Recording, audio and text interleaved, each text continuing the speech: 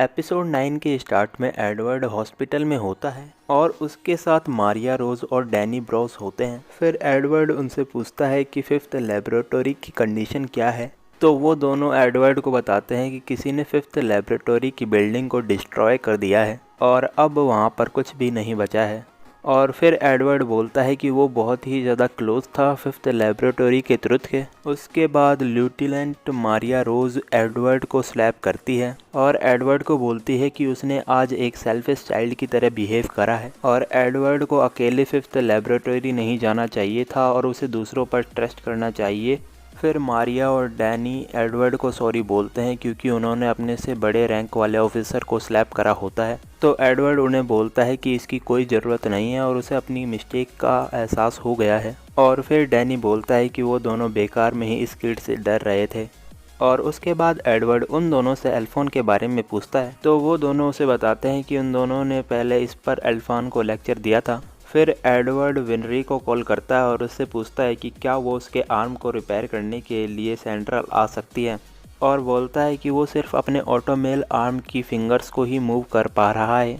तो विनरी सोचती है कि उसने एडवर्ड के हैंड में पिछली बार एक स्क्रू नहीं लगाया था इसलिए ऐसा हो रहा है। और फिर विनरी एडवर्ड से पूछती है कि जब उसका हैंड वर्क करना बंद कर दिया था तो वो क्या कर रहा था और एडवर्ड उसे बताता है कि वो एक रफ फाइट के बीच में था। और विनरी उसे बोलती है कि उसने दोबारा से उसके प्रेसियस ऑटोमेल आर्म के साथ फाइट की। फिर विनरी सेंट्रल आने के लिए हाँ कर देती है और उसके बाद सर्जेंट डैनी वहाँ आता है और एडवर्ड को व्हील चेयर पर वहाँ से ले जाता है। फिर एडवर्ड को एल्फन मिलता है और एडवर्ड उससे पूछता है कि वो अकेला अंधेरे में बैठा हुआ क्या कर रहा है। तो एल्फन उसे बोलता है कि वो कुछ देर बाद एडवर्ड के रूम में आएगा और एडवर्ड को वहाँ से जाने को बोलता है। और एल्फन गार्ड 66 की बातों को लेकर बहुत ही वरीड होता है। और उसके बाद विनरी सेंट्रल आ जाती है और मेजर आर्मस्ट्रॉन्ग उसे पिक करने के लिए स्टेशन आते हैं। फिर विनरी मेजर आर्मस्ट्रॉन्ग से एल्ड्रिक ब्रदर्स के बारे में पूछती है तो वो उसे बताते हैं कि वो हॉस्पिटल में हैं। फिर विनरी हॉस्पिटल पहुंचती है और एडवर्ड को सॉरी बोलती है कि पिछली बार उसने उसके आर्म की सर्विस प्रॉपर्ली नहीं करी थी, इस वजह से वो इतना बैडली इंजर्ड हो गया है। तो एडवर्ड उसे बोलता है कि ये उसकी फॉल्ट नहीं है और एडवर्ड ने अपने फाइट में अपने हैंड को ब्रेक कर लिया था। फिर विनरी सोचती है कि एडवर्ड को स्क्रू के बारे में कोई आइडिया नहीं है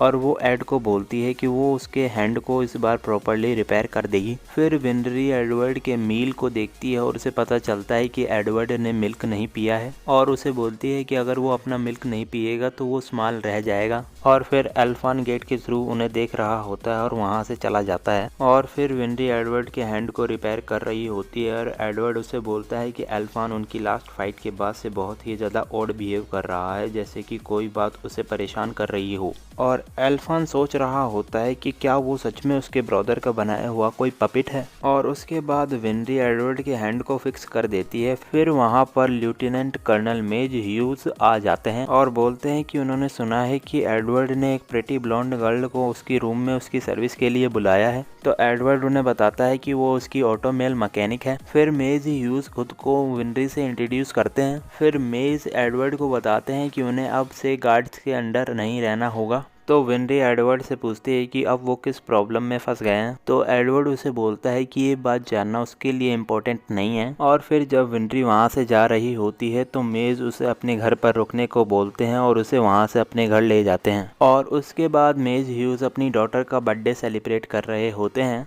और विनरी मिस्टर मेज को बोलती है कि वो एल्ड्रिक ब्रदर्स को अपने चाइल्डहुड से जानती है। और विनरी एड और एल को लेकर बहुत ही वरीड रहती है और वो बोलती है कि वो दोनों उसे कभी कुछ नहीं बताते हैं। और मिस्टर मेज विनरी को बोलते हैं कि ये पॉसिबल है कि वो सोचते हैं कि विनरी बिना कहे ही सब समझ जाएगी और बोलते हैं कि मैंस हमेशा अपने एक्शंस को शो करना प्रेफर करते हैं इंस्टेड ऑफ वर्ड्स। और जब उन्हें लगेगा कि उन्हें अब विनरी की हेल्प चाहिए तो वो उसे उनकी हेल्प के लिए पूछेंगे और उन्हें पता है कि विनरी उनकी हेल्प करने से मना नहीं करेगी। और नेक्स्ट मॉर्निंग एडवर्ड ब्रेकफास्ट कर रहा होता है और एल्फन उसे बोलता है कि उसे मिल्क पीना चाहिए क्योंकि उसके पास एक लिविंग बॉडी है जिसे नरिशमेंट चाहिए। फिर एडवर्ड बोलता है कि एल्फन की बॉडी ऑलरेडी बहुत बिग एंड स्ट्रॉन्ग है। तो एल्फन बोलता है कि ऐसा नहीं है कि उसने ये बॉडी कभी मांगी थी। और एडवर्ड बोलता है कि ये उसकी फॉल्ट है कि एल्फन के पास अपनी रियल बॉडी नहीं है और वो उसकी रियल बॉडी को जल्दी ढूंढ लेंगे। फिर एल्फान एड को बोलता है कि वो उस पर कैसे बिलीव करे जब वो एक मेटल बॉडी में है और मेमोरीज वो तो इजीली किसी भी मेटल बॉडी में डाली जा सकती हैं। तो एडवर्ड उसे पूछता है कि वो क्या कहना चाहता है। फिर एल्फान उसे बताता है कि शायद उसकी बॉडी और मेमोरीज को एडवर्ड ने आर्टिफिशियली बनाया है और ये सुनकर एडवर्ड शॉक हो जाता है। फिर एडवर्ड उसे बोलता है तो वो ये सोचता है और वहाँ से चला जाता है। फिर विनरी एल्फान को एक स्क्रू ड्राइवर से हिट करती है और बोलती है कि उसे पता भी है एडवर्ड उसे क्या पूछने से डरता है कि कहीं एल्फान उसे गिल्टी ना मानता हो उसकी बॉडी को खोने को लेकर। और विनरी एल्फान को एडवर्ड से सॉरी बोलने के लिए भेज देती है और जब एल्फान एडवर्ड के पास पहुँचता है तो एडवर्ड उसे बोलता है कि उन्होंने बहुत टाइम से फाइट नहीं करी है और एडवर्ड एल्फान से फाइट करना स्टार्ट कर देता है और एडवर्ड एल्फान को डिफीट करके बोलता है कि उसने उसे हरा दिया फर्स्ट टाइम। और एल्फान बोलता है कि ये एक फेयर फाइट नहीं थी ब्रदर। और फिर एडवर्ड एल्फान को बोलता है कि उन दोनों ने बचपन से ही बहुत सी स्टूपिड थिंग्स को लेकर फाइट करी है और एल्फान बोलता है कि उन्होंने इस पर भी फाइट करी थी कि विनरी से मैरी कौन करेगा। तभी एडवर्ड एल्फान को बोलता है कि क्या उसे लगता है कि ये सारी मेमोरीज फेक हैं और उसकी डिटर्मिनेशन उसकी बॉडी को वापस पाने के लिए भी झूठ है क्या। फिर एल्फान उससे सॉरी बोलता है और एडवर्ड बोलता है कि वो दोनों खुद को स्ट्रॉन्ग बनाकर अपनी अपनी बॉडीज़ को दोबारा से पाकर रहेंगे।